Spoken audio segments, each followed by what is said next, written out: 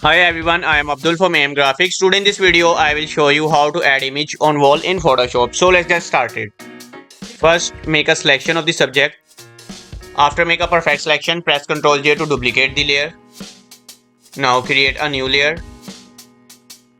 Before going to new layer, I'm copy the image that we want to place on wall. I want to add this image on wall, so press Ctrl A to select all and press Ctrl C to copy. And go back to the original layer. Now go to filter, vanishing point, add perspective points to the wall. Now press Ctrl V to paste the design and press Ctrl T to transform. To place it, click OK. Now place the main layer above the pattern layer. Change that blend mode to lighten. Blending options.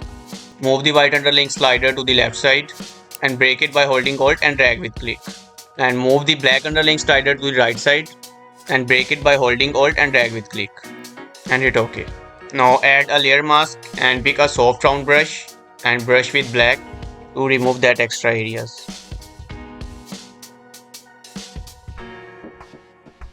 And we are done. Here is the before and here is the after. Hope you like this video. Thank you so much for watching.